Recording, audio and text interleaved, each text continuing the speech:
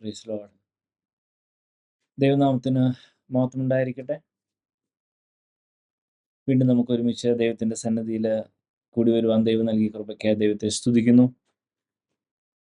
കൂടി വന്നിരിക്കുന്ന ഓരോരുത്തരോർത്ത് ദൈവത്തെ മഹത്വപ്പെടുത്തുന്നു. എല്ലാവർക്കുമുള്ള നന്ദി അറിയിക്കുന്നു.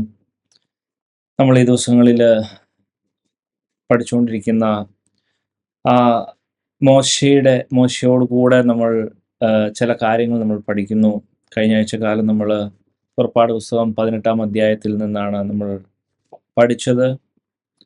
അവിടെ നമുക്ക് വ്യക്തമായി മനസ്സിലാക്കുവാൻ ഒരു കാര്യം നമുക്ക് സാധിച്ചു. പ്രത്യേകിച്ച് നമ്മൾ യേശുവിനെ അല്ലെങ്കിൽ ദൈവത്തെ, മോശയുടെ കാര്യത്തിൽ ദൈവത്തെ പരിചയപ്പെടുത്തുമ്പോൾ നമ്മളെ സംബന്ധിച്ച് യേശുവിനെ പരിചയപ്പെടുത്തുന്ന വിധം അത് നമ്മൾ കണ്ടു.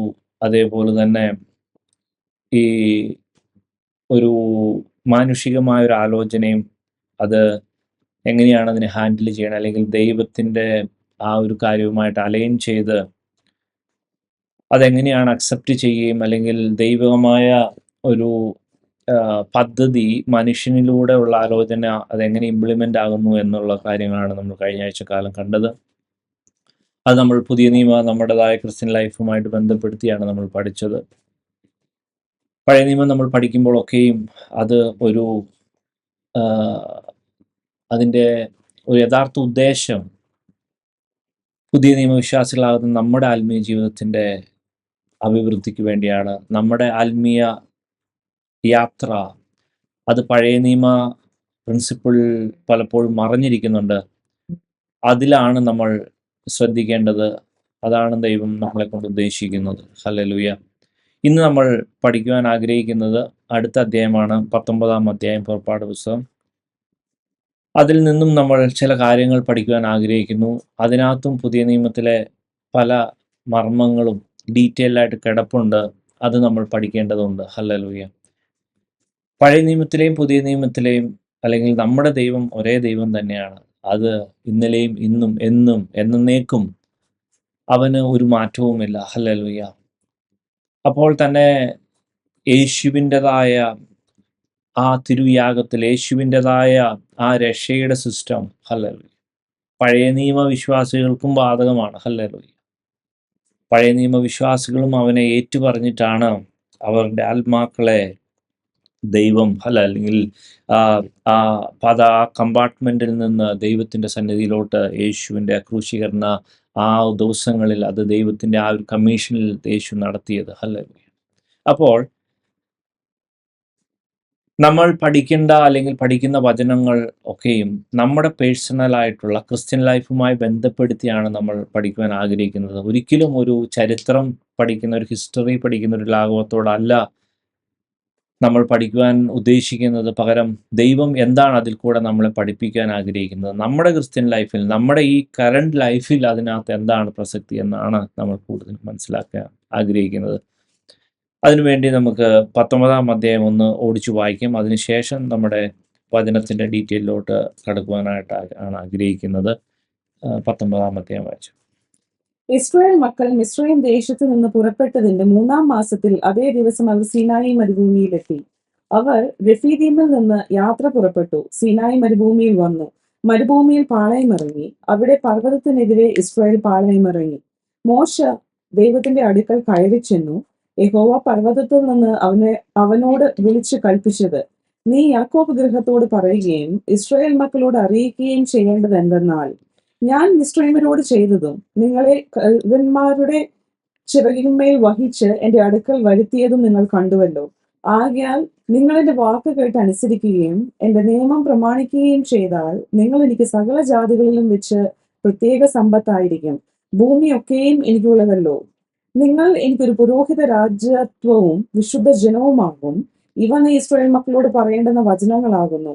മോശ വന്ന് ജനത്തിന്റെ മൂപ്പന്മാരെ വിളിച്ച് യഹോവ തന്നോട് കൽപ്പിച്ച ഈ വചനങ്ങളൊക്കെയും അവരെ പറഞ്ഞു കേൾപ്പിച്ചു. യഹോവ കൽപ്പിച്ചതൊക്കെയും ഞങ്ങൾ ചെയ്യുമെന്ന് ജനം ഉത്തരം പറഞ്ഞു. മോശ ജനത്തിന്റെ വാക്ക് യഹോവയുടെ സന്നിധിയിൽ ബോധിപ്പിച്ചു. യഹോവ മോശയോട്, ഞാൻ നിന്നോട് സംസാരിക്കുമ്പോൾ ജനം കേൾക്കേണ്ടതിനും നിന്നെ എന്നേക്കും വിശ്വസിക്കേണ്ടതിനും ഞാൻ ഇതാ മേഘതമസ്സിൽ നിന്റെ അടുക്കൽ വരുന്നുവെന്ന് അരുളി ചെയ്തു. ജനത്തിന്റെ വാക്ക് മോശ യഹോവയോട് ബോധിപ്പിച്ചു. യഹോവ പിന്നെയും മോശയോട് കൽപ്പിച്ചത്, നീ ജനത്തിന്റെ അടുക്കൽ ചെന്ന് ഇന്നും നാളെയും അവരെ ശുദ്ധീകരിക്കുക. അവർ വസ്ത്രം അലക്കി 3-ാം ദിവസത്തേക്ക് ഒരുങ്ങിയിരിക്കട്ടെ. 3-ാം ദിവസം യഹോവ സകല ജനവും കാണുകെ സീനായി പർവ്വതത്തിൽ ഇറങ്ങും. ജനം പർവ്വതത്തിൽ കയറാതെയും അതിന്റെ അടിവാരം തൊടാതെയും ഇരിക്കുവാൻ സൂക്ഷിക്കണം എന്ന് പറഞ്ഞ് നീ അവർക്കായി ചുറ്റും അതിരുതിരിക്കണം. പർവ്വതം തൊടുന്നവനെല്ലാം മരണശിക്ഷ അനുഭവിക്കണം. കൈ തൊടാതെ അവനെ കല്ലെറിഞ്ഞതോ ഏതോ കൊന്നുകളയണം. മൃഗമായാലും മനുഷ്യനായാലും ജീവനോടിരിക്കരുത്. കാഹളം ദീർഘമായി ധ്വനിക്കുമ്പോൾ അവർ പർവ്വതത്തിനടുത്തു വരട്ടെ. മോശ പർവ്വതത്തിൽ നിന്ന് ജനത്തിന്റെ അടുക്കൽ ഇറങ്ങിച്ചെന്നു. ജനത്തെ ശുദ്ധീകരിച്ചു. അവർ വസ്ത്രം അലക്കുകയും ചെയ്തു. അവൻ ജനത്തോട്, 3-ാം ദിവസത്തേക്ക് ഒരുങ്ങിയിരിക്കുവിൻ. നിങ്ങളുടെ ഭാര്യമാരുടെ അടുക്കൽ ചെല്ലരുത് എന്ന് പറഞ്ഞു. 3-ാം ദിവസം നേരം വെളുത്തപ്പോൾ ഇടിമുഴക്കവും മിന്നലും പർവ്വതത്തിൽ കാർമേഘവും മഹാഗംഭീരമായ കാഹളധ്വനിയും ഉണ്ടായി. പാളയത്തിലുള്ള ജനമൊക്കെയും നടുങ്ങി. ദൈവത്തെ എതിരേൽക്കുവാൻ മോശ ജനത്തെ പാളയത്തിൽ നിന്ന് പുറപ്പെടുവിച്ചു. അവർ പർവ്വതത്തിന്റെ അടിവാരത്ത് നിന്നു. യഹോവ തീയിൽ സീനായി പർവ്വതത്തിൽ ഇറങ്ങുകയാൽ അത് മുഴുവനും പുക കൊണ്ട് മൂടി. അതിന്റെ പുക തീച്ചൂളയിലെ പുക പോലെ പൊങ്ങി. പർവ്വതമൊക്കെയും ഏറ്റവും കുലുങ്ങി. കാഹളധ്വനി ദീർഘമായി ഉറച്ചുറച്ചു വന്നപ്പോൾ മോശ സംസാരിച്ചു. ദൈവം ഉച്ചത്തിൽ അവനോട് ഉത്തരമരുളി. യഹോവ സീനായി പർവ്വതത്തിൽ പർവ്വതത്തിന്റെ കൊടുമുടിയിൽ ഇറങ്ങി. യഹോവ മോശയെ പർവ്വതത്തിന്റെ കൊടുമുടിയിലേക്ക് വിളിച്ചു. മോശ കയറി ചെന്നു. യഹോവ മോശയോട് കൽപ്പിച്ചെന്തെന്നാൽ, ജനം നോക്കേണ്ടതിന് യഹോവയുടെ അടുക്കൽ കടന്നു വന്നിട്ട് അവരിൽ പലരും നശിച്ചു പോകാതിരിക്കുവാൻ നീ ഇറങ്ങിച്ചെന്ന് അവരോട് അമർച്ചയായി കൽപ്പിക്കുക.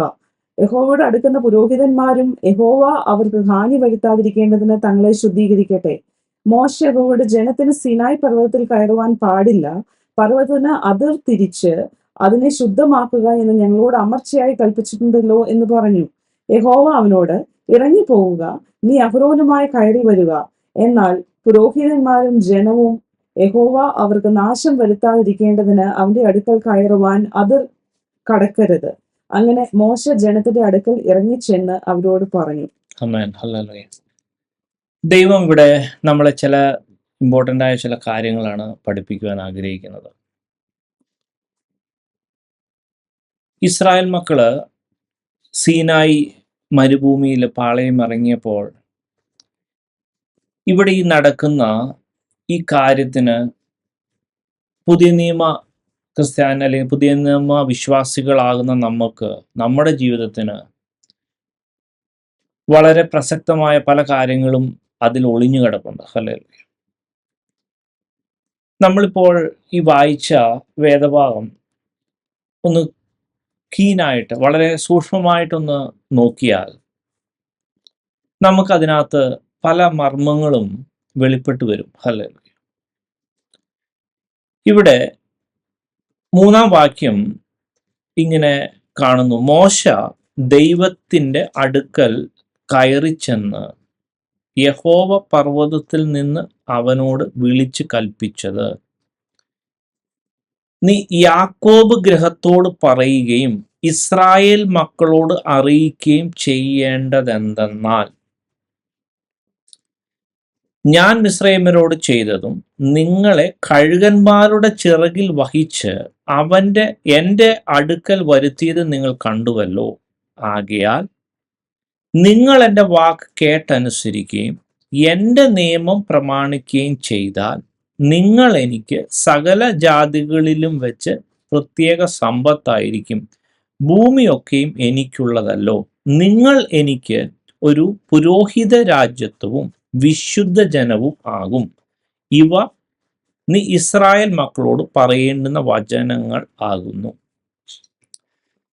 ഇവിടെ യഹോവ മോശയോട് കൽപ്പിച്ച ഈ വചനങ്ങൾക്ക് ഒത്തിരി പ്രത്യേകതയുണ്ട്.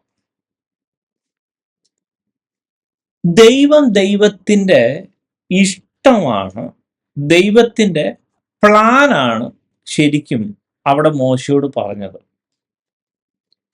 ആ പ്ലാനിന് ഒത്തിരി പ്രത്യേകതയുണ്ട്. ഇത് ശരിക്കും എൻ്റെ ഇസ്രായേലിനോടാണ് പറഞ്ഞത്. അതുകൊണ്ട് തന്നെയാണ് അവിടെ ഇങ്ങനെ എഴുതിയിരിക്കുന്നത്, നീ യാക്കോബ് ഗൃഹത്തോട് പറയാ എന്ന് പറഞ്ഞിട്ട് തന്നെയാണ് ഇവിടെ പറഞ്ഞു തുടങ്ങിയത്. അപ്പൊ യാക്കോബ് ഗൃഹത്തോട് പറയാന്ന് പറഞ്ഞിട്ട് പ്രത്യേകിച്ച് 6-ാം വാക്യം ഒന്ന് നോക്കിയേ. 6-ാം വാക്യത്തിൽ നമ്മൾ ഇങ്ങനെ കാണുന്നു, നിങ്ങൾ എനിക്ക് പുരോഹിത രാജ്യത്വവും വിശുദ്ധ ജനവും ആകും. നീ ഇസ്രായേൽ മക്കളോട് പറയേണ്ടുന്ന വചനങ്ങളാകുന്നു. ശരിക്കും പറഞ്ഞ ആ സമയത്ത് ഇവരെ ഒന്നും തിരിച്ചിട്ടൊന്നുമില്ലല്ലോ, അല്ലെങ്കിൽ ലേവിക്ക് പുരോഹിത ശുശ്രൂഷ അല്ലെങ്കിൽ അങ്ങനെ ഉള്ള ഒരു അതായത് നമ്മളിവിടെ കാണുന്ന അതായത് 1 പത്രോസിൽ നമ്മൾ കാണുന്ന ആ ഒരു രീതിയിലുള്ള ഏകദേശം സെയിം അർത്ഥം വരുന്ന രീതിയിലാണ് ദൈവം ഇവിടെ നമ്മളെ, അല്ലെങ്കിൽ നമുക്കിവിടെ ഈ വചനങ്ങളെ നമുക്ക് കാണുവാൻ സാധിക്കുന്നത്. അതായത് യഥാർത്ഥമായി ദൈവം നമ്മളെ ഒരു സ്പെഷ്യലായിട്ട്, അതായത് പുതിയ നിയമത്തിലെ രാജകീയ പുരോഹിത വർഗവും വിശുദ്ധ വംശവും ആ സ്വന്തം ജനവുമാക്കി തീർക്കുന്നു എന്ന് പറയുന്ന പോലത്തെ ഒരു വചനമല്ല ഇവിടെ എഴുതിയേക്കണേ എൻ്റെ യാക്കോബിനോട്. അപ്പോൾ അതുകൊണ്ടാണ് ഞാൻ പറഞ്ഞത്, ഈ വചനങ്ങളിൽ ഒത്തിരി പ്രത്യേകതകളുണ്ട്. അത് ദൈവത്തിന്റെ പ്ലാൻ പറഞ്ഞപ്പോൾ, അത് ദൈവത്തിന് യാക്കോബ് ഗ്രഹത്തെ ദൈവം വേർതിരിച്ച അല്ലെങ്കിൽ വിടുവിച്ച വിധം ദൈവം ഒന്ന് ശരിക്കും ഓർപ്പിക്കുകയും അവരെ എങ്ങനെയാണ് കൺസിഡർ ചെയ്തിരിക്കുന്നത് എന്ന് ഈ വേദഭാഗങ്ങളിൽ വളരെ ശക്തമായി നമുക്കത് കാണുവാൻ സാധിക്കും. ദൈവം മോശയോട് പറയുമ്പോൾ തന്നെ ആ ഒരു പ്രത്യേകത പറയുന്നു, നിങ്ങൾ എനിക്കൊരു പുരോഹിത രാജ്യത്വവും വിശുദ്ധ ജനവും ആകും. എങ്ങനെയാകും? അതിന് മുമ്പത്തെ വചനം എഴുതിയിരിക്കുന്നത്, ആകയാൽ നിങ്ങൾ എൻ്റെ വാക്ക് കേട്ട് അനുസരിക്കുകയും എൻ്റെ നിയമം പ്രമാണിക്കുകയും ചെയ്താൽ നിങ്ങൾ എനിക്ക് സകല ജാതികളിലും വെച്ച് പ്രത്യേക സമ്പത്തായിരിക്കും, ഭൂമിയൊക്കെയും എനിക്കുള്ളതല്ലോ. ഹല്ലേലൂയ. നമ്മൾ അതിൻ്റെ മുന്നിലത്തെ വാക്യം, 4-ാമത്തെ വാക്യം വായിച്ചാൽ ഇങ്ങനെ കാണുന്നു, നീ മിസ്രൈമ്യരോട് ചെയ്തതും ഞാൻ മിസ്രൈമ്യരോട് ചെയ്തതും നിങ്ങളെ കഴുകന്മാരുടെ ചിറകിന്മേൽ വഹിച്ച് എൻ്റെ അടുക്കൽ വരുത്തിയത് നിങ്ങൾ കണ്ടുവല്ലോ. ഞാൻ അത് ഇംഗ്ലീഷിലും കൂടെ വായിക്കാം. You yourself has seen what I did to the Egyptians and how I bore you on eagle's wing and brought you to myself. ആ എഴുത്തിനൊന്ന് പ്രത്യേകത ശ്രദ്ധിച്ചേ. ദൈവം ശരിക്കും അടിമത്തത്തിൽ കിടന്ന ഈ ലക്ഷക്കണക്കിന് ആൾക്കാരെ സാധാരണഗതിയിൽ ഇപ്പോഴാണെങ്കിൽ പോലും ഒരു രാജ്യം പോലും വിചാരിച്ചാൽ, ഒരു ഗവൺമെന്റ് പോലും വിചാരിച്ചാൽ അത്രയും വലിയ ഒരു ഡിസ്പ്ലേസ്മെന്റ് ചെയ്യാൻ പറ്റില്ല. It is practically impossible. അങ്ങനെ ഇരിക്കുക, അതായത് ഇത്ര ലക്ഷക്കണക്കിന് ആൾക്കാരാണ്. അപ്പൊ ദൈവം പറയുന്നത്, കഴുകന്റെ ചിറകിൽ കഴുകൻ തന്റെ കുഞ്ഞിനെ പൊക്കിയെടുത്തോണ്ട് പോണ പോലെയാണ് അടിമത്തത്തിലായിരുന്ന മിസ്രൈമിനെ മിസ്രൈമിൽ നിന്ന് വിടുവിച്ച് കൊണ്ടുവന്നത്. സാധാരണഗതിയില് ഒരു രാജ്യത്തെ ഏതെങ്കിലും അത്ര പ്രബലമായ ഒരു ശക്തിയാണെങ്കിൽ മാത്രമേ ആ രാജ്യത്തിൽ അല്ലെങ്കിൽ ആ രാജ്യത്തിന്റെ പിടിയിൽ നിന്ന്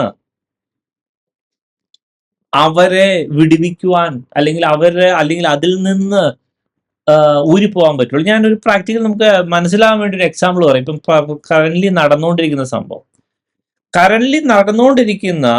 ഇറാൻ ഇസ്രായേൽ യുദ്ധത്തില്, ഞാൻ ഇതിനകത്ത് അതായത് പ്രത്യേകിച്ച് ആരുടെയും പക്ഷം പിടിച്ച് പറയുന്നില്ല, ഈ ബൈബിൾ നമ്മളിപ്പോൾ പഠിക്കുന്ന ഈ വേദഭാഗവുമായിട്ട് കുറച്ച് മനസ്സിലാകാനുള്ള എളുപ്പത്തിന് ഒരു കാര്യം ഞാൻ പറഞ്ഞുതരാം. ഈ ഇസ്രായേൽ അമേരിക്ക അല്ലെങ്കിൽ അവര് ഇറാനെ ഈ പ്രാവശ്യം അറ്റാക്ക് ചെയ്യുന്നതിന് കുറച്ച് മുമ്പേ, ഒരു മാസം ഏതാണ്ട് മുമ്പേ അല്ലെങ്കിൽ കുറച്ച് നാളുകളായിട്ട് അവിടെ ആഭ്യന്തര കലാപം കണ്ടമാനം നടന്നായിരുന്നു. ജനങ്ങള് അവരുടെ നിലവിലുള്ള ഭരണത്തിനെതിരായിട്ട് ഭയങ്കരമായിട്ട് ഫൈറ്റ് ചെയ്യും. പലരും അവിടെ പിടിക്കപ്പെടുകയും അവിടെ തൂക്കിലേക്കപ്പെടുകയും ആ ജനങ്ങൾ, കണ്ടമാനം ജനങ്ങൾ അവിടുത്തെ ഭരണത്തിനെതിരായിട്ട് പ്രവർത്തിച്ചായിരുന്നു. ശരിയാണല്ലോ. അപ്പോ ആ ഒരു സാഹചര്യം കൂടെ മുന്നിൽ കണ്ടുകൊണ്ടായിരുന്നു നെതന്യാഹുവും ട്രംപും ഒരു കാര്യം തീരുമാനിച്ചത്. അതായത് അവരുടെ ഇപ്പോഴത്തെ ആ മെയിൻ ആയിട്ടുള്ള ലീഡേഴ്സിനെ കൊന്നുകളഞ്ഞാൽ ഈ പറയുന്ന കലാപം ഉണ്ടാക്കുന്ന ജനങ്ങൾക്ക് ഈസി ആയിട്ട് അത് ടേക്ക് ഓവർ ചെയ്യാൻ പറ്റുകയും ഭരണമാറ്റം ഉണ്ടാകുകയും ചെയ്യുമെന്ന്. ഓക്കെ, എന്നിട്ട് ഭരണമാറ്റം നടന്നോ? ഞാൻ ഒരു എക്സാമ്പിളിന് പറഞ്ഞത്. അപ്പോ നടന്നില്ലല്ലോ, ഭരണമാറ്റം നടന്നില്ല. അവർ സ്റ്റിൽ ആ പഴയ ടീം തന്നെയാണ്. ഈ പറയും ഒരു തരത്തിൽ പറഞ്ഞ അമേരിക്ക മുട്ടുകുത്തിച്ചു വേണേൽ പറയാം. അപ്പോ ഞാൻ പറഞ്ഞു വന്നത്, ആ ഒരു കോണ്ടസ്റ്റിൽ നോക്കുക, ഇത്രയും വലിയ ലോകത്തിലെ ശക്തി, അങ്ങനെ ഒരു അനുകൂല ഘടകം ഉണ്ടായിട്ട് പോലും ഭരണമാറ്റം നടത്താൻ പറ്റിയിട്ടില്ല. അങ്ങനെ ഇരിക്കുകയാണ് ദൈവം പറയുന്നത്, യെസ് ഹല്ലേലൂയ, അത്ര, അതായത് ഇവർ വെറും അടിമകളാ, ഇവർക്ക് ഒരു വാല്യൂമില്ല, ഇവർക്ക് ഒരു പവറുമില്ല. പക്ഷേ ദൈവത്തിന്റെ ഒറ്റ ശക്തിയിൽ, ഹല്ലേലൂയ, യെസ് ഹല്ലേലൂയ, ബറവോനും അവന്റെ സൈന്യം, അന്നത്തെ ഏറ്റവും വലിയ സാമ്രാജ്യത്തെ ശക്തി ആയ ബറവോന്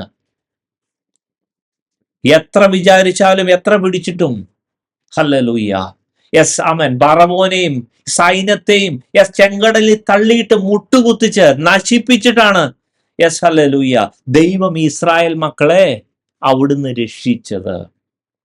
ക്വസ്റ്റ്യൻ അതല്ല, എന്തിനാ രക്ഷിച്ചത്? അവിടെ എഴുതിയിരിക്കുന്ന വാക്ക് നമ്മളൊന്ന് ശ്രദ്ധിച്ച് നോക്കേണ്ടതാണ്. ഇവിടെ എഴുതിയിരിക്കുന്ന ഈ വാക്യം എങ്ങനെയാണ്? 4-ാമത്തെ വാക്യം, ഞാൻ മിസ്രൈമ്യരോട് ചെയ്തതും നിങ്ങളെ കഴുകന്മാരുടെ ചിറകിന്മേൽ വഹിച്ച് എന്റെ അടുക്കൽ വരുത്തിയതും. എന്റെ അടുക്കൽ, ആ യൂസേജ് നോക്കണേ. ദൈവം അവിടെ പറയുന്ന വാക്യം നിങ്ങളെ കനാൻ ദേശത്തിലോട്ട് അയച്ചു എന്നൊന്നും അല്ല. ഇത് വളരെ ആത്മീയമായി നമ്മൾ ഗ്രഹിക്കേണ്ട ഒരു കാര്യമാണ്. പ്രിയ ദൈവമക്കളെ, നമ്മളെയൊക്കെ ഈ ലോകത്തിന്റെ പിടിയിൽ നിന്ന്, ലോകത്തിൻ്റെതായ സിസ്റ്റത്തിൽ നിന്ന് ദൈവം നമ്മളെ വിടിവിച്ച്, കഴുകന്റെ ചിറകിൽ വഹിച്ച് വിടിവിച്ചത്,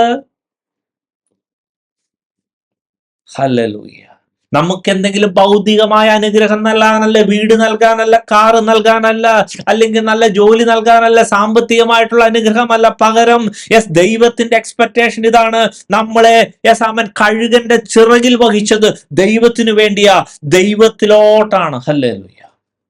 നമ്മൾ പക്ഷേ ഹല്ലേലൂയ ഈ ഒരു സത്യം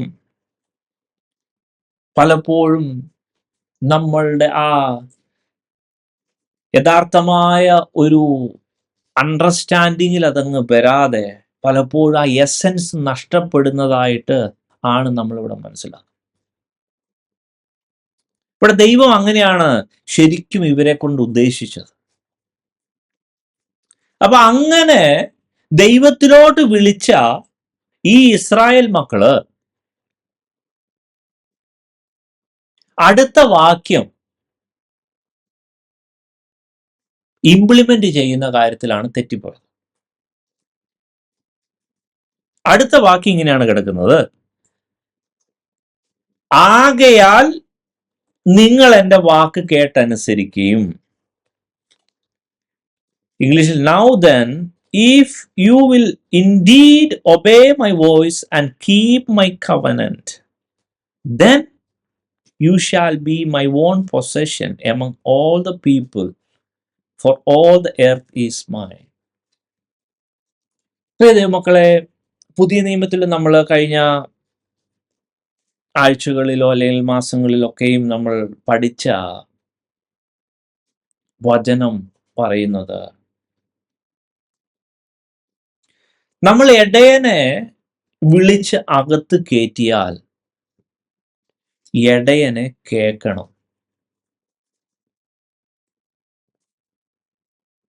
ഇടയനെ കേൾക്കുവാൻ തയ്യാറായില്ലെങ്കിൽ, കാരണം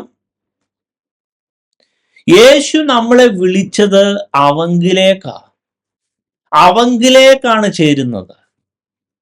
പലപ്പോഴും നമ്മൾ ആ ഒരു സത്യം നമ്മൾ യഥാർത്ഥമായി ഗ്രഹിക്കുന്നതിൽ എവിടേക്കോ പ്രശ്നം വന്നിട്ട് ഈ ലോകത്തിലെ ചില അനുഗ്രഹങ്ങൾക്കും ചില കാര്യങ്ങൾക്കും മാത്രമായി നമ്മുടെ പ്രാർത്ഥനകളും നമ്മുടെ ഉദ്ദേശങ്ങളും മാറിപ്പോകുന്നതായിട്ട് നമുക്ക് കാണുവാൻ സാധിക്കും. ഇത് തന്നെയല്ലേ ഇസ്രായേൽ മക്കൾക്കും പറ്റിയത്. അവര് കളിപ്പാൻ എഴുന്നേറ്റു. അവരുടേതായ ആ റുട്ടീനായിട്ടുള്ള അവർക്ക് ഭക്ഷണം കഴിക്കണം, എന്റർടൈൻമെന്റ് അല്ലെങ്കിൽ അങ്ങനത്തെ കാര്യങ്ങൾ. അപ്പൊ അവരുടെ യഥാർത്ഥമായ ഉദ്ദേശം ദൈവത്തിങ്കലേക്കാണ് വിളിച്ചതെന്നുള്ള ആ ഒരു അടിസ്ഥാനപരമായിട്ടുള്ള ആ എസൻസ് എവിടെയോ നഷ്ടപ്പെട്ടു ആ ഇസ്രായേൽ മക്കൾക്ക്. പുതിയ നിയമ വിശ്വാസികളാകുന്ന നമ്മളെ ഓർപ്പിക്കുന്നൊരു വലിയ കാര്യം, യേശുവിനെ രക്ഷിതാവായിട്ട് നമ്മൾ വിളിച്ചിട്ട് അല്ലെങ്കിൽ എടുത്തിട്ടുണ്ടെങ്കിൽ, അവനെ നമ്മുടെ യഥാർത്ഥമായ കർത്തൃത്വം ഏൽപ്പിച്ചിട്ടുണ്ടെങ്കിൽ, അവൻ കർത്താവാകണമെങ്കിൽ കർത്താവ് നമ്മളോട് പറയണം, ലോർഡ് നമ്മളോട് പറയണം, ബോസ് അവനാ. ദൈവമക്കളെ, ദൈവം ഏറ്റവും ആഗ്രഹിക്കുന്നത് പഴയ നിയമത്തിലാണെങ്കിലും പുതിയ നിയമത്തിലാണെങ്കിലും ദൈവത്തെ കേൾക്കണം. നമ്മുടെ മാനുഷിക ബുദ്ധിയിൽ, മാനുഷികമായ ചിന്താഗതിയിൽ നമുക്ക് നമ്മുടെ ലൈഫ് പിന്നെയും കണ്ടിന്യൂ ചെയ്യാം. പക്ഷേ ദൈവിക സിസ്റ്റത്തിൽ അതല്ല സിസ്റ്റം.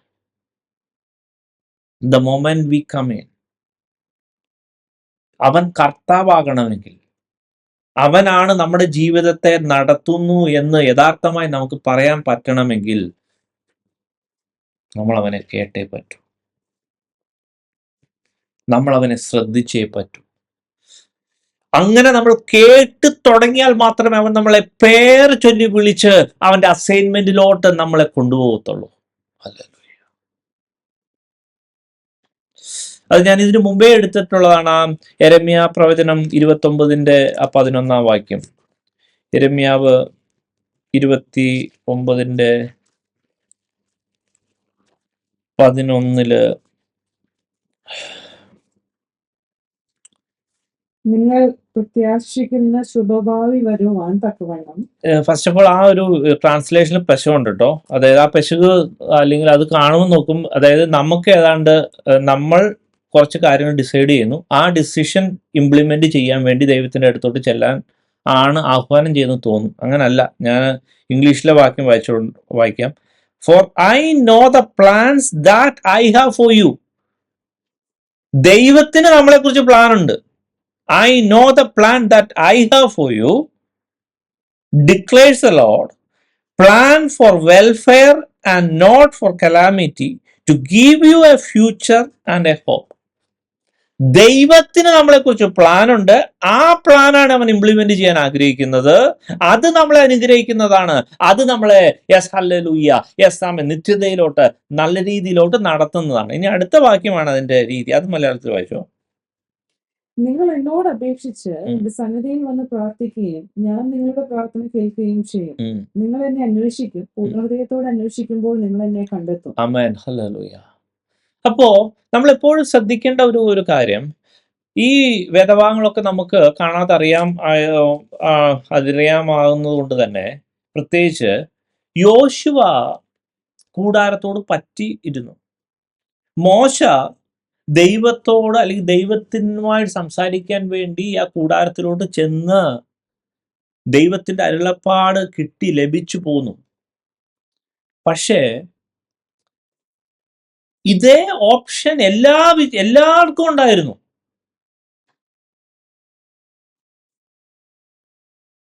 പ്രിയ ദൈവമക്കളെ, നമ്മളുടെ നിത്യജീവൻ, നമ്മുടെ ഹല്ലേലൂയ വിളി, അത് നമ്മുടെയാണ്. ഹല്ലേലൂയ. നമുക്കൊരു ലീഡർ ഉണ്ടെങ്കിൽ ആ ലീഡറിന്റെ അഭിഷേകത്തിൽ ആ ടോട്ടൽ ആയിട്ടുള്ള കാര്യങ്ങൾ അവിടെ ഡെഫിനറ്റ്ലി നടക്കും. പക്ഷേ ഇൻഡിവിജ്വൽ ആകുന്ന നമ്മൾക്ക് ദൈവവുമായിട്ടുള്ള പേഴ്സണൽ ബന്ധത്തിന് വേണ്ടിയാണ് ദൈവം വിളിച്ചത്. നമ്മൾ ദൈവത്തെ കേൾക്കണം. നമ്മൾ ദൈവത്തെ കേൾക്കുക എന്നുള്ളത് പഴയ നിയമത്തിലാണെങ്കിലും പുതിയ നിയമത്തിലാണെങ്കിലും ഒരു ഫണ്ടമെന്റൽ ഫൗണ്ടേഷണൽ റിക്വയർമെന്റ്. അത് കേൾക്കുക എന്ന് പറയുമ്പോൾ തന്നെ ഒരു കാഷ്വൽ ആയിട്ടുള്ള അപ്രോച്ച് വിചാരിക്കില്ല. കാരണം നമ്മളെ രക്ഷിച്ച അവസ്ഥ നമുക്ക് ആ ഒരു ബോധ്യം വേണം. കഴുകന്റെ ചിറകിൽ വഹിച്ചിട്ടാണ് നമ്മളെ, ഹല്ലേലൂയ, സാത്താന്റെ പിടിയിൽ, സാത്താൻ നമ്മളെ നശിപ്പിക്കുക അല്ലെങ്കിൽ നശിപ്പിക്കുന്ന അവസ്ഥയിലാണ് ദൈവം നമ്മളെ വിളിച്ചിട്ടുണ്ടെങ്കിൽ അത് അവന് വേണ്ടിയാ. ഹല്ലേലൂയ.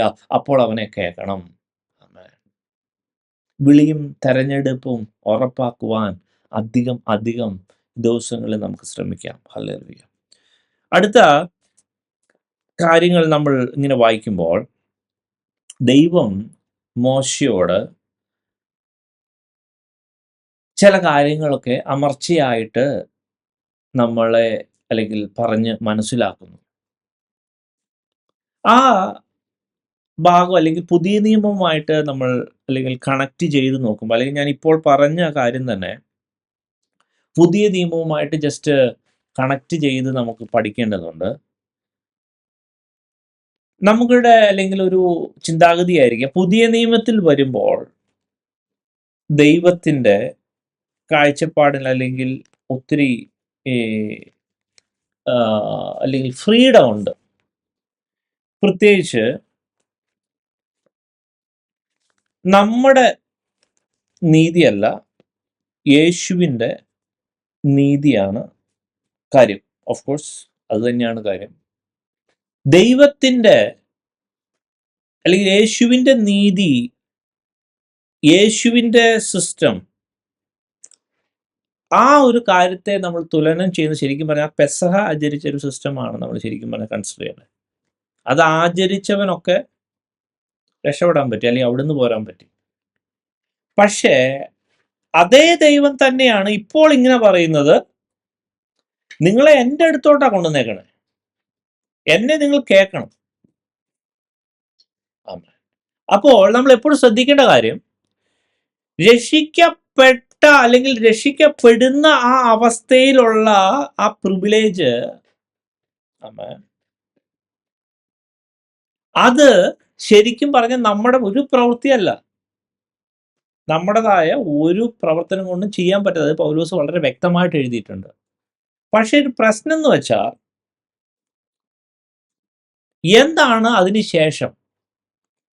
രക്ഷിക്കപ്പെട്ട് ദൈവത്തിന്റെ സന്നിധി വന്നു കഴിഞ്ഞിട്ട് പിന്നെ നമ്മുടെ ഇഷ്ടമാണോ? അല്ല. അവിടെ മുതൽ അതിന്റെ പ്രശ്നം തുടങ്ങും. നമുക്ക് വേണ്ടി അല്ല ദൈവം നമ്മളെ കഴുകിന്റെ ചിറകിൽ എടുത്തുകൊണ്ട് യസാമൻ വന്നത്, പകരം ദൈവത്തിന് വേണ്ടിയാണ്. അവിടെ മുതലാണ് പ്രശ്നം വരുന്നത്. നമുക്ക് വേണ്ടി ആയിരുന്നെങ്കിൽ കുഴപ്പമില്ലായിരുന്നു. അതിനുശേഷം ഈ പറഞ്ഞ ദൈവത്തിനെ കൊണ്ട് പ്രത്യേകിച്ച് ആവശ്യമില്ലായെങ്കിൽ ഒരു കുഴപ്പമില്ലായിരുന്നു. പക്ഷെ അങ്ങനെയല്ല. ദൈവം നമ്മളെ വിളിച്ചത് തന്നെ, രക്ഷിച്ചത് തന്നെ ദൈവത്തിന് വേണ്ടിയാ. അതുകൊണ്ടാണോ ദൈവത്തെ കേൾക്കേണ്ടി വരുന്നത്? അവിടെ മുതലാ പ്രശ്നം പറയാം. അവിടെ മുതലാ സാത്താൻ കയറി അഡ്വാൻറ്റേജ് എടുക്കുന്നതും ആ ഒരു അണ്ടർസ്റ്റാൻഡിങ് മുഖേന. നമ്മൾ ദൈവത്തെ കേൾക്കുവാൻ അല്ലെങ്കിൽ ആ ഒരു താല്പര്യം കാണിക്കുന്നില്ല. കാരണം നമ്മൾ ദൈവത്തെ കേട്ടില്ലെങ്കിൽ നമുക്കൊരിക്കലും ദൈവത്തിൻ്റെ ഇഷ്ടം നമുക്ക് ഇംപ്ലിമെന്റ് ചെയ്യാൻ പറ്റില്ല. കാരണം ദൈവത്തിൻ്റെ മനസ്സിലിരിക്കുന്നത് അത് ശ്രദ്ധയോടെ കേട്ട, ദൈവത്തോട് ആത്മാർത്ഥമായി ചോദിക്കുമ്പോൾ മാത്രമേ, ആ ഒരു അവസ്ഥയിൽ അല്ലെങ്കിൽ ദൈവത്തിൻ്റെ സന്നിധിയിലോട്ട് വരുമ്പോൾ മാത്രമേ നമുക്കത് വെളിപ്പെട്ട് വരികയുള്ളൂ. ഹല്ലേലൂയ. പ്രത്യേകിച്ച് 1 യോഹന്നാൻ 3-ാം അധ്യായം നമ്മൾ ഒന്ന് സൂക്ഷ്മമായിട്ട് പഠിക്കുമ്പോൾ, 1 യോഹന്നാൻ 3-ാം അധ്യായം 3 മുതലുള്ള വാക്യം താഴോട്ടൊന്ന് വായിച്ചോട്ടെ. 1 യോഹന്നാൻ 3:3 ഞാൻ വായിക്കാം. അവനിൽ ഈ പ്രത്യാശ ഉള്ളവൻ എല്ലാം അവൻ നിർമ്മലനായിരിക്കുന്നത് പോലെ തന്നെത്താൻ നിർമ്മലീകരിക്കുന്നു. പാപം ചെയ്യുന്നവൻ എല്ലാം അധർമ്മവും ചെയ്യുന്നു. പാപം അധർമ്മം തന്നെ. പാപങ്ങളെ നീക്കുവാൻ അവൻ പ്രത്യക്ഷനായി എന്ന് നിങ്ങൾ അറിയുന്നു. അവനിൽ പാപമില്ല. അവനിൽ വസിക്കുന്നവൻ ആരും പാപം ചെയ്യുന്നില്ല. പാപം ചെയ്യുന്നവൻ ആരും അവനെ കണ്ടിട്ടില്ല, അറിഞ്ഞിട്ടില്ല. കുഞ്ഞുങ്ങളെ, ആരും നിങ്ങളെ തെറ്റിക്കരുത്. അവൻ നീതിമാനായിരിക്കുന്നത് പോലെ നീതി ചെയ്യുന്നവൻ നീതിമാനാകുന്നു. പാപം ചെയ്യുന്നവൻ പിശാചിന്റെ മകനാകുന്നു. പിശാച് ആദ്യം മുതൽ പാപം ചെയ്യുന്നുവല്ലോ. പിശാചിന്റെ പ്രവൃത്തികളെ അഴിപ്പാൻ തന്നെ ദൈവപുത്രൻ പ്രത്യക്ഷനായി. ദൈവത്തിൽ നിന്ന് ജനിച്ചവൻ ആരും പാപം ചെയ്യുന്നില്ല. അവന്റെ വിത്ത് അവനിൽ വസിക്കുന്നു. ദൈവത്തിൽ നിന്ന് ജനിച്ചതിനാൽ അവൻ പാപം ചെയ്യുവാൻ കഴിയുന്നില്ല. ദൈവത്തിന്റെ മക്കൾ ആരെന്നും പിശാചിന്റെ മക്കൾ ആരെന്നും ഇതിനാൽ തെളിയുന്നു. നീതി പ്രവർത്തിക്കാത്തവൻ ആരും സഹോദരനെ സ്നേഹിക്കാത്തവനും ദൈവത്തിൽ നിന്നുള്ളവൻ അല്ല. നിങ്ങൾ ആദ്യം മുതൽ കേട്ട ദൂത് നാം അന്യോന്യം സ്നേഹിക്കണം എന്നല്ലോ ആകുന്നു. കയീൻ ദുഷ്ടനിൽ നിന്നുള്ളവനായി സഹോദരനെ കൊന്നതുപോലെ അല്ല. അവനെ കൊല്ലുവാൻ സംഗതി എന്ത്? തൻ്റെ പ്രവൃത്തി ദോഷവും സഹോദരന്റെ പ്രവൃത്തി നീതിയുമുള്ളതാകൊണ്ടത്രേ. സഹോദരന്മാരെ, ലോകം നിങ്ങളെ പകയ്ക്കുന്നുവെങ്കിൽ ആശ്ചര്യപ്പെടരുത്. നാം മരണം വിട്ട് ജീവനിൽ കടന്നിരിക്കുന്നുവെന്ന് സഹോദരന്മാരെ സ്നേഹിക്കുന്നതിനാൽ നമുക്കറിയാം. സ്നേഹിക്കാത്തവൻ മരണത്തിൽ വസിക്കുന്നു. സഹോദരനെ പകയ്ക്കുന്നവനെല്ലാം കൊലപാതകനാകുന്നു. യാതൊരു കൊലപാതകനും നിത്യജീവൻ ഉള്ളിൽ വസിച്ചിരിപ്പില്ല എന്ന് അറിയുന്നു. ഈ വേദഭാഗം നമ്മൾ ഇങ്ങനെ നോക്കുമ്പോൾ പ്രത്യേകിച്ച് 7-ാം വാക്യം ഒന്ന് ശ്രദ്ധിക്കുക. Little children, make sure no one deceives you. The one who practices righteousness is righteous, just as he is righteous. ചിലപ്പോഴൊക്കെ പ്രത്യേകിച്ച് ഈ ഗ്രേസ് തിയറിക്കാരുടെയൊക്കെ ഒരു ചിന്താഗതിയുണ്ട്. പാപമൊക്കെ വന്നാലും കുഴപ്പമില്ല. കാരണം ഇതേ യോഹന്നാന്റെ 1-ാം അധ്യായത്തിൽ ഇങ്ങനെ എഴുതിയിട്ടുണ്ടല്ലോ, നമുക്ക് പാപമില്ല എന്ന് നാം പറയുന്നുവെങ്കിൽ നമ്മെ തന്നെ വഞ്ചിക്കുന്നു.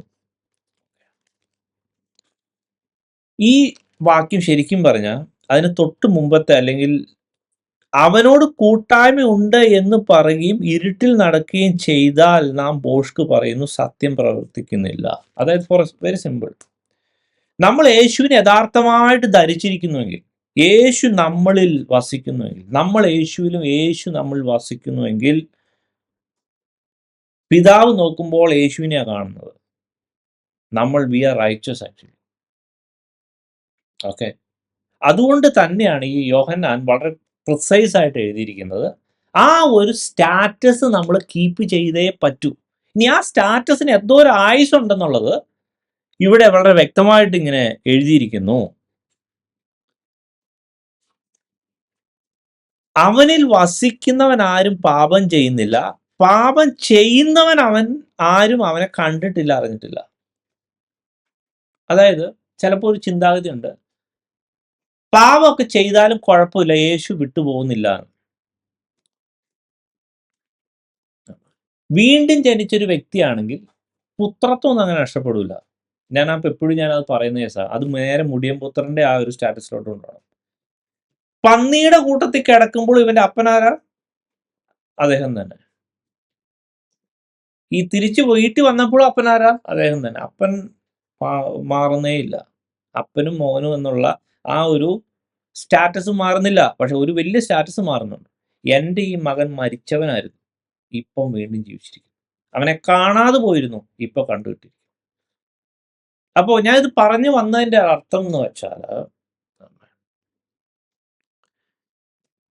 നമ്മൾ അൺറൈച്ചസ്നെസ്സാ ചെയ്യുന്നെങ്കിൽ യേശു ഉണ്ടെന്ന് വിചാരിക്കരുത്. യേശു ഇങ്ങനെ യേശുവിൽ വസിക്കുന്ന ഒരാൾക്ക് അങ്ങനെ ചെയ്യാൻ പറ്റത്തില്ല. അപ്പൊ ഈ ഒരു കാര്യം ഇങ്ങനെ റൈച്ചസ്, അത് അവൻ ചെയ്യുന്നത് പോലെ റൈച്ചസ്നെസ് ആണ് ഉദ്ദേശിക്കുക. അവിടെ ഉദ്ദേശിക്കുന്നത് little children, make sure no one deceives you. The one who practises righteousness is righteous. ഇപ്പൊ നമ്മൾ, അതായത് റൈച്ചസ്നെസ് പ്രാക്ടീസ് ചെയ്യുന്നില്ല, പറഞ്ഞു കിടക്കുന്നേ ഉള്ളൂ, അല്ലെങ്കിൽ ഞാൻ യേശുവിലാണ് അബൈഡ് ചെയ്യുന്നു എന്ന്. അതാണ് 1-ാം അധ്യായവുമായിട്ട് കണക്ട് ചെയ്ത് ചിന്തിക്കേണ്ടത്. അതായത് നമ്മൾ യേശുവിലാണെന്നൊക്കെ പറഞ്ഞു കിടക്കുന്നതിന് ക്ലെയിം ചെയ്യുന്നുണ്ട്. പക്ഷേ if you are not practising righteousness, we can not claim that we are righteous. അതാണ് യേശു പറയുന്നത്, അതാണ് ദൈവം. കാരണം അതിനുശേഷമുള്ള ആ സ്നേഹത്തിന്റെ സഹോദരനെ പകയ്ക്കുന്നു, അതുപോലത്തെ കാര്യങ്ങളൊക്കെ അവിടെ എഴുതിയിട്ടുണ്ട്. അപ്പോൾ ഞാനിത് പറഞ്ഞു വന്നതിന്റെ കേസ്, ഈ ഒരു കാര്യം നമ്മുടെ ജീവിതത്തിൽ യഥാർത്ഥമായിട്ട് കിട്ടണമെങ്കിൽ നമ്മൾ ദൈവത്തെ കേൾക്കണം. കാരണം ദൈവത്തെ കേട്ടാൽ മാത്രമേ സത്യം എന്തെന്ന് അറിയുള്ളൂ. നമ്മൾ ഇത് ആരുടെയും കുറ്റമോ കുഴപ്പമൊന്നുമല്ല. വെരി സിമ്പിളാണ്. മോശയ്ക്കും യോശുവയ്ക്കും ഒക്കെ അല്ലെങ്കിൽ ആ ഒരു ദൈവികമായിട്ടുള്ള ബന്ധം കിട്ടിയത് ദൈവത്തിന് കൂടെ വസിക്കുന്നതുകൊണ്ടാണ്. If you are not ready to hear him, ദൈവം തന്നെ ഹെൽപ്ലെസ്സാ. God want to speak with us. ദൈവം നമ്മളോട് സംസാരിക്കാൻ ആഗ്രഹിക്കുന്നു. അവന്റെ ഇഷ്ടം നമ്മളോട് കമ്മ്യൂണിക്കേറ്റ് ചെയ്ത് തരാൻ ആഗ്രഹിക്കുന്നു. പക്ഷേ if you are not ready to listen him, നമ്മൾ ആ മന്നയും കാടപ്പക്ഷിയും മാത്രം കഴിച്ചുകൊണ്ട് അല്ലെങ്കിൽ അവൻ തരുന്ന പ്രൊവിഷൻ മാത്രം എൻജോയ് ചെയ്തുകൊണ്ട്, പകൽ മേഘസ്തംഭത്തിലും രാത്രി അഗ്നിത്തൂണിലും നിന്ന കംഫർട്ട് സോണിൽ മാത്രം നിന്നുകൊണ്ട് ദൈവം നമ്മളെക്കുറിച്ച് കണ്ടത് കേട്ട് അല്ലെങ്കിൽ ഉദ്ദേശിച്ചത് നടക്കുവാൻ, ഹല്ലേലൂയ, ദൈവത്തെ കേൾക്കാത്തിടത്തോളം പറ്റത്തില്ല. അപ്പോ അത് മാത്രമല്ല, ഇതേ ദൈവം തന്നെ അടുത്ത സെക്ഷനിൽ വളരെ ശക്തമായിട്ട് ചില കാര്യങ്ങൾ പറയുന്നു. നമ്മൾ ആ ഒരു ഭാഗം അല്ലെങ്കിൽ ദൈവം ഇറങ്ങി വരുമ്പോൾ ഇവരാരും അടുക്കരുത്, അല്ലെങ്കിൽ നമ്മൾ ദൈവത്തോട് അടുക്കും. അപ്പൊ അതും ഒരു വലിയൊരു പോയിന്റ് ആണ്. അതും പുതിയ നിയമ വിശ്വാസികളാണ് നമ്മൾ അറിഞ്ഞിരിക്കണം. അതിനകത്ത് നമുക്ക് വലിയ അല്ലെങ്കിൽ ഇതൊന്നും ഇല്ല. നമ്മളത് മനസ്സിലാക്കാത്തതിന്റെ പ്രശ്നമുള്ളൂ. അതായത് ദൈവത്തോട് അടുക്കുമ്പോൾ, ദൈവം ഇറങ്ങി വരുമ്പോൾ അല്ലെങ്കിൽ ആ പർവ്വതത്തോട് അടുക്കരുതെന്ന് അമർച്ചയായിട്ട് ദൈവം കൽപ്പിക്കുന്നു. അതിനകത്ത് മോശ ചോദിക്കുന്ന ഒരു ചോദ്യം നമ്മൾ പ്രത്യേകം ശ്രദ്ധിക്കേണ്ടത്. പ്രത്യേകിച്ച് ആ പുറപ്പാട് പുസ്തകം 19 23 വാക്യം 24 വാക്യം നോക്കാം. യഹോവയോട് അടുക്കുന്ന പുരോഹിതന്മാരും യഹോവ അവർക്ക് ഹാനി വരുത്താതിരിക്കേണ്ടതിന് തങ്ങളെ ശുദ്ധീകരിക്കട്ടെ. അതിന് മുമ്പ് പറയുന്നത് യഹോവ മോശയോട് കൽപ്പിച്ചെന്നാൽ ജനം നോക്കേണ്ടതിന് യഹോവയുടെ അടുക്കൽ കടന്നു വന്നിട്ട് അവരിൽ പലരും നശിച്ചു പോകാതിരിപ്പാൻ നീ ഇറങ്ങിച്ചെന്ന് അവരോട് അമർച്ചയെ കൽപ്പിക്കുക. 23 വാക്യം, മോശ യഹോവയോട്, ശ്രദ്ധിക്കണേ, ജനത്തിന് സീനായി പർവ്വതത്തിൽ കയറുവാൻ പാടില്ല, പർവ്വതത്തിന് അതിർ തിരിച്ച് അതിനെ ശുദ്ധമാക്കുക എന്ന് ഞങ്ങളോട് അമർച്ചയായി കൽപ്പിച്ചിട്ടുണ്ടല്ലോ എന്ന് പറഞ്ഞു. അതായത് ദൈവം പിന്നെ മോശയെ തിരിച്ചു വിടുകയാണ്. അപ്പൊ മോശ തിരിച്ചു ചോദിക്കും, ദൈവം നീ അങ്ങ് ഓൾറെഡി പറഞ്ഞിട്ടില്ലേ അങ്ങോട്ടൊന്നും കയറരുത്, അല്ലെങ്കിൽ അങ്ങോട്ട് അടുക്കുന്നവനെ കല്ലെറിഞ്ഞ് കൊല്ലണമെന്നൊക്കെ അങ്ങ് പറഞ്ഞിട്ടുണ്ടല്ലോ, പിന്നെ എന്തിനാ എന്നെ തിരിച്ചു വിടണേ? അപ്പൊ അഹരോനെ കൂട്ടിക്കൊണ്ടുവരുക എന്ന് പറഞ്ഞു. പക്ഷെ എന്നാലും ദൈവം കൊടുത്ത വാണിംഗ് ശ്രദ്ധിക്കുക. നമ്മൾ അടുക്കുന്നത്, അപ്രോച്ച് ചെയ്യുന്നത്, ഹല്ലേലൂയ, ഒരു തീയോടാണ്. ഹല്ലേലൂയ. പലപ്പോഴും ആ ഒരു സത്യം അല്ലെങ്കിൽ ആ ഒരു നോളജ് പലപ്പോഴും പുതിയ നിയമ വിശ്വാസികളാകുന്ന നമ്മൾ, ഹല്ലേലൂയ, പലപ്പോഴും ഇഗ്നോർ ചെയ്യുന്ന ഒരു കാര്യമാണ്. ഹല്ലേലൂയ. എന്തിന് നമ്മൾ ദൈവത്തെ കേൾക്കണം? എന്തിന് ദൈവത്തിന്റെ ആ ആശയങ്ങൾ അറിയണം? നമുക്ക് ആ പ്രൊവിഷൻസ് ഒക്കെ പോരെ? അങ്ങനെ അങ്ങ് ജീവിച്ചാൽ പോരെ? സ്വാഭാവികമായിട്ടും നമ്മൾ അത് ചിന്തിക്കുന്ന ഒരു കാര്യമാണ്. പക്ഷേ വെളിപ്പാട് പുസ്തകം 21 ആ 8 വാക്യത്തിൽ അല്ലെങ്കിൽ ആ ഭാഗങ്ങളിലൊക്കെ നമ്മൾ വായിക്കുമ്പോൾ, 7, 8 വാക്യങ്ങളൊക്കെ വായിക്കുമ്പോൾ ഇങ്ങനെ എഴുതിയിരിക്കുന്നു, ജയിക്കുന്നവന് അത് അവകാശമായി ലഭിക്കും. അവിടെ 6 വാക്യം കൊണ്ട് വായിച്ചാൽ, പിന്നെയും അവൻ എന്നോട് അരുളി ചെയ്തത് സംഭവിച്ചു തീർന്നു, ഞാൻ ആൽഫയും ഒമേഗയും ആദിയും അന്തവുമാകുന്നു, ദാഹിക്കുന്നവന് ഞാൻ ജീവനീരുറവുകളിൽ നിന്ന് സൗജന്യമായി കൊടുക്കും, ജയിക്കുന്നവന് അത് അവകാശമായി ലഭിക്കും, ഞാൻ അവന് ദൈവവും അവൻ എനിക്ക് മകനുമായിരിക്കും. എന്നാൽ ഭീരുക്കൾ, അവിശ്വാസികൾ, അറയ്ക്കപ്പെട്ടവർ, കൊലപാതകന്മാർ, ദുർനടപ്പുകാർ, ക്ഷുദ്രക്കാർ, ബിംബാരാധികൾ എന്നിവർക്കും ഭോഷ്ക് പറയുന്ന ഏവർക്കുമുള്ള ഓഹരി തീയും ഗന്ധവും കത്തുന്ന പൊയ്കയത്രേ, അത് രണ്ടാമത്തെ മരണം. ഇത് പുതിയ നിയമവിശ്വാസികളാണ് നമ്മളോട് പറഞ്ഞേക്കുന്നത്. അപ്പോ ശരിക്കും പറഞ്ഞാൽ ഒട്ടും ഭീരുത്വം ഇല്ലാതിരിക്കാൻ പറ്റുമോ? അവിശ്വാസം ഇല്ലാതിരിക്കാൻ പറ്റുമോ? അല്ലെങ്കിൽ പുതിയ നിയമ കൺസെപ്റ്റ് അനുസരിച്ചുള്ള ആരെയും വെറുക്കാതിരിക്കാൻ പറ്റുമോ? കൊലപാതകം ചെയ്യാതിരിക്കാൻ പറ്റുമോ?